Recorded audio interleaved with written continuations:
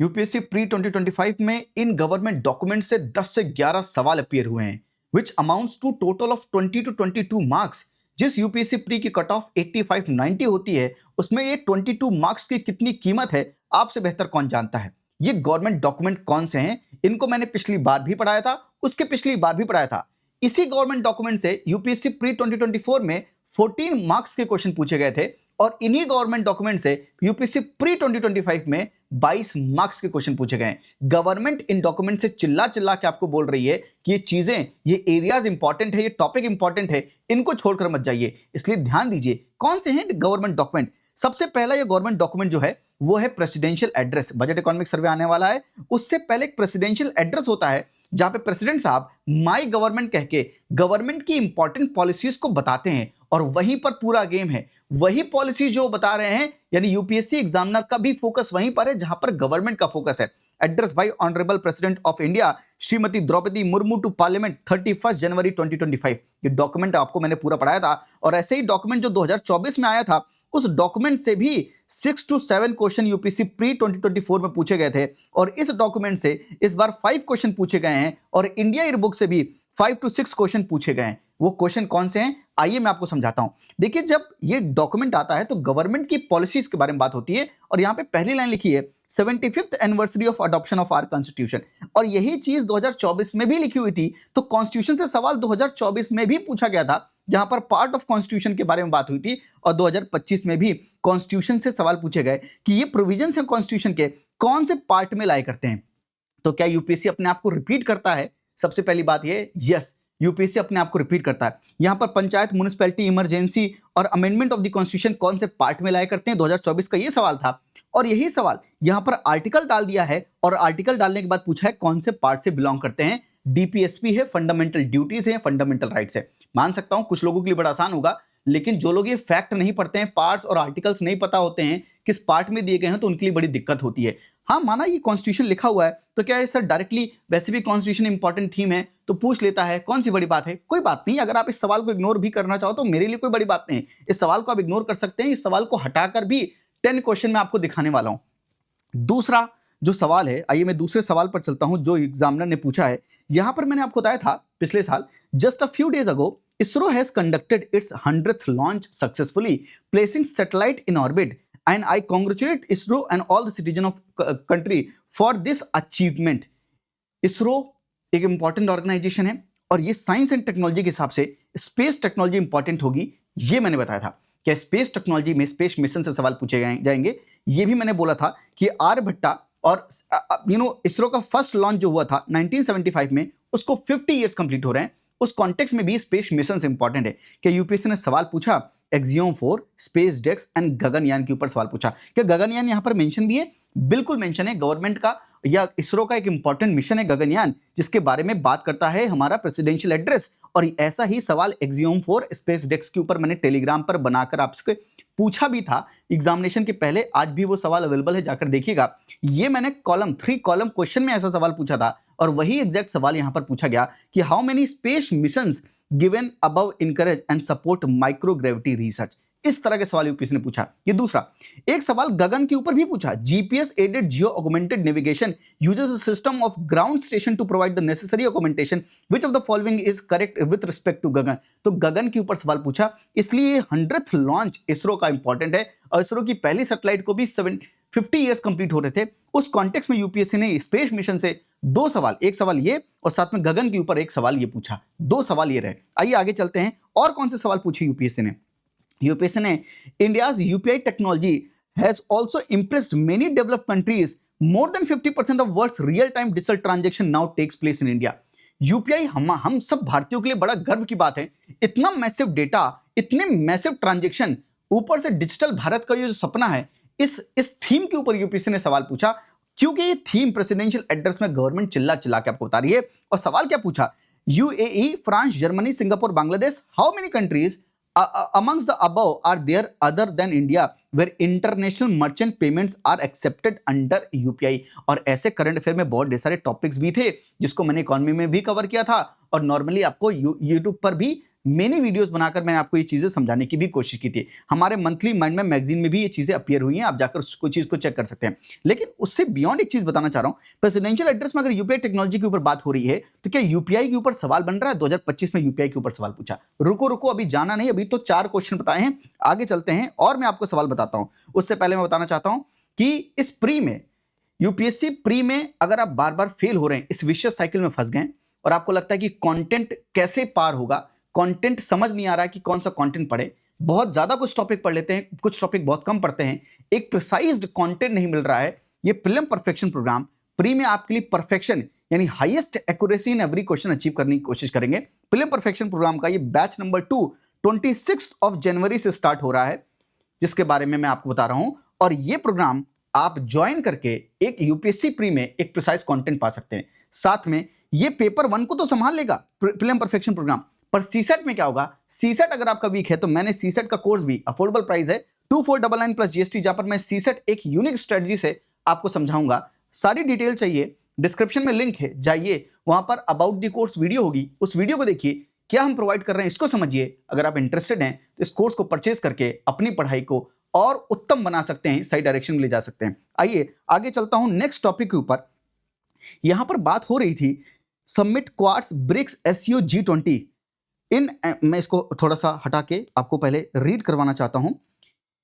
In an environment of global instability, India is emerging as a pillar of economic, social, political stability, setting an example for the world. Whether it is G7 summit, Quad, BRICS, SCO, G20, the world has placed its trust in India's strength, policy and intent. BRICS लिखा है, BRICS को कितने साल complete हो रहे हैं ये भी बताइएगा, इसलिए यूपीएससी ने ब्रिक्स के ऊपर सवाल पूछा।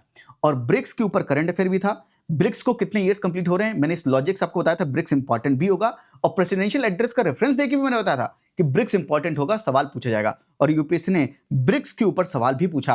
Consider the following statement with regard to BRICS. 16th BRICS summit was held under the chairmanship of Russia in Kazan.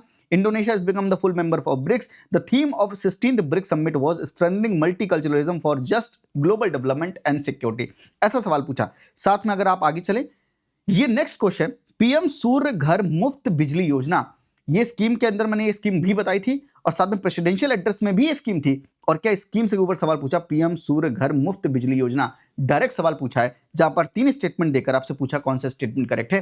प्रधानमंत्री मुफ्त घर, सूर्य घर मुफ्त बिजली योजना, स्कीम के सेक्शन में मैंने ये इंपॉर्टेंट स्कीम बताया भी था, अलग से भी बताया था, जहां पर मैंने वन शॉट में आपकी schemes, important scheme for UPSC pre 2025 करके एक वीडियो बनाता हूं मैं हर साल, उसमें मैंने स्कीम कवर करवाई थी। 2 स्कीम जो पूछी गई हैं उसी वीडियो के अंदर से आई हैं। और वो कहां से मैंने टॉपिक, ये स्कीम चूज की थी, पिक की थी, प्रेसिडेंशियल एड्रेस से ये मैंने स्कीम निकालकर आपके लिए बताया था। तो कितने सवाल हो गए, 2 सवाल ही हो गए, 2 सवाल ही हो गए, तीसरा सवाल ये हो गया, 4-5 सवाल ये हो गए, और 6th क्वेश्चन ये हो गया। 6 क्वेश्चन प्रेसिडेंशियल एड्रेस से पूछे गए। नेक्स्ट आते हैं एक बड़ा इंपॉर्टेंट डॉक्यूमेंट, जिसके बारे में मैंने पिछली बार बहुत ढेर सारा आपको बताया, और मैंने उस डॉक्यूमेंट के ऊपर बहुत ढेर सारा इंपॉर्टेंट कंटेंट निकाल के उस डॉक्यूमेंट से एक पीडीएफ बनाकर आपके साथ शेयर भी की थी, इंडिया ईयर बुक 2025, जिसकी मैंने स्क्रीनशॉट ले लेकर अंडरलाइन करके आपके लिए एक पीडीएफ बनाई थी और उस पीडीएफ को शेयर भी किया था कि इंडिया ईयर बुक में ये सब पढ़ लीजिएगा, ये इंपॉर्टेंट है। क्योंकि इंडिया ईयर बुक भी प्रेसिडेंशियल एड्रेस कोई नहीं पढ़ाता, इंडिया ईयर बुक के बारे में कोई नहीं बताता। ये दोनों जो चीजें हैं, ये 2 गवर्नमेंट डॉक्यूमेंट है, ये धीरे धीरे डोमिनेंट हो रहे हैं प्री एग्जामिनेशन में, इनसे सवाल बढ़ रहे हैं। और इसीलिए मैंने पिछली बार भी इसके ऊपर फोकस करके आपको बताया था कि इंडिया ईयर बुक बड़ी इंपॉर्टेंट है। साथ में मैंने पूरी इंडिया बुक के जितने भी इंपॉर्टेंट थीम्स थे, education wise, health and family wise, ये पीडीएफ बनाकर आपको प्रोवाइड भी की थी। आइए देखते हैं कि क्या हमारा इससे आउटपुट रहा। फाइनेंस के सेक्शन से मैंने आपको बताया था डायरेक्टरेट ऑफ इन्फोर्समेंट इंपॉर्टेंट है, और यहां पर आपको पूरा दिया भी था स्क्रीनशॉट लगा के डायरेक्टरेट ऑफ इन्फोर्समेंट के बारे में, साथ में फाइनेंशियल इंटेलिजेंस यूनिट इंडिया के बारे में। और देखिए यूपीएससी ने क्या सवाल पूछा, directorate of enforcement, some of its function and it works under which division. इस तरह का सवाल यूपीएससी ने 3 कॉलम क्वेश्चन पूछा, जिसके बारे में भी मैंने बताया था कि 3 कॉलम क्वेश्चन, ये 3 स्टेटमेंट क्वेश्चन धीरे धीरे डोमिनेंट होंगे। एक शॉक फैक्टर की वीडियो बनाई थी जिसमें मैंने बताया था कि 3 स्टेटमेंट 3 कॉलम क्वेश्चन बहुत ढेर सारे यूपीएससी प्री 2025 में पूछे जाएंगे, ये शॉक हो सकते हैं। 3 स्टेटमेंट क्वेश्चन बहुत ढेर सारे पूछे भी गए, 3 कॉलम क्वेश्चन उतने नहीं पूछे गए, तो क्या हो सकता है जरा थोड़ा सा सोचिएगा, मैं आपको हिंट देके जा रहा हूं। डायरेक्टरेट ऑफ इन्फोर्समेंट के ऊपर ये सवाल भी पूछा, how many of the above rows in information correctly match. इन टाइप के सवाल थोड़े से डिफिकल्ट होते हैं क्योंकि 3 कॉलम में आपको कम से कम 9 इंफॉर्मेशन आपको सही ढंग से पता भी होनी चाहिए। नेक्स्ट क्वेश्चन, इंडस्ट्री में हमने बताया था कि MMDR amendment act 2023 and offshore areas mineral act 2023 critical minerals current affair में था। मिनरल लॉज अमेंडमेंट एक्ट जो थे, जो 1957 में आए थे, उनको अमेंड भी किया गया था, करंट अफेयर के कॉन्टेक्स्ट में भी इंपॉर्टेंट था। तो क्या और इंडिया ईयरबुक उसके बारे में बात भी कर रहा था। MMDR amendment act 2023 and offshore areas mineral act, ये इंडिया ईयरबुक का स्क्रीनशॉट मैंने दिया था लगाकर। क्या सवाल पूछा, consider the following statement, India has joined the minerals security partnership as a member. India is a resource-rich country in 30 critical minerals that has been identified, and Parliament in 2023 has amended the Mines and Minerals Development Regulation Act 1957, empowering central government to do certain things. इस तरह का सवाल अब सोचिए 2023 का amendment है, क्यों पूछा? इंडिया ईयरबुक में साफ साफ मेंशन है, इंडिया ईयरबुक और क्रिटिकल मिनरल्स, क्रिटिकल मेटल्स, ये सारी चीजें करंट अफेयर में हैं, तो क्यों नहीं इंपॉर्टेंट होंगी, क्यों नहीं पूछा जाएगा? जब मैं आपके लिए इतना ढेर सारा यूट्यूब पर चीजें करता हूं या मेंटरशिप में लोगों को गाइड करने के लिए बताता हूं कि ऐसे ऐसी चीजें करनी है, ये टॉपिक इंपॉर्टेंट हो सकते हैं, तो क्या हम तुक्का मार रहे हैं, क्या अंधे में तीर मार रहे हैं जैसा आप कहते हैं? नहीं नहीं, वैसा नहीं कर रहे हैं। हमारी एक प्रॉपर रिसर्च है, एक रैशनल है। यूपीएससी एग्जामिनर को समझने की कोशिश करते हैं, जहां पर गवर्नमेंट का फोकस होता है वहीं पर एग्जामिनर का भी फोकस लाई करता है, और उसी फोकस से जो एक बढ़िया टॉपिक्स होते हैं जिसकी पूछे जाने की प्रोबेबिलिटी ज्यादा होती है, उनको बताने की कोशिश करते हैं प्रिडिक्ट द अनप्रेडिक्टेबल सीरीज, जो कि फ्री ऑफ कॉस्ट है यूट्यूब पर, उससे। और वहीं पर मैंने आपको बताया था कि इंडिया ईयरबुक में ये MMDR एक्ट और ये ऑफशोर मिनरल एक्ट और क्रिटिकल मिनरल से बड़े इंपॉर्टेंट है, तो सवाल पूछा जाएगा। तो क्या यूपीएससी ने सवाल पूछा? बिल्कुल सवाल पूछा। साथ में कॉर्पोरेट अफेयर में मैंने आपको बताया था company listing of equity shares rules 2024 आए हैं, जो कि करंट अफेयर में है, वो 2025 के प्री में पूछा जा सकता है। क्या पूछा गया? और ऐसा यहां पर ये स्क्रीनशॉट भी लगा के दिया था, company listing of equity shares in permissible jurisdiction rules 2024। ये इंडिया बुक का मैंने स्क्रीनशॉट निकाल के आपके लिए जो पीडीएफ दी थी उसमें लगाया था। साथ में यूपीएससी ने क्या सवाल पूछा, consider the following statement, India accounts for a very large portion of all equity options contract traded globally, thus exhibiting a great boom. India's stock market has grown rapidly in the recent past, even overtaking the Hong Kong's at some point of time, and there is no regulatory body either to warn the small investors about the risk option trading or to act as an unregistered financial advisor in this regard. इस type का सवाल पूछा। इस सवाल को लगाने का technique क्या होता है, तरीका क्या होता है, वो सब हम मेंटरशिप में डिस्कस करते हैं, जहां पर एग्जामिनर के माइंडसेट को समझकर इन सवालों को टैकल करने की एक तरीका समझते हैं,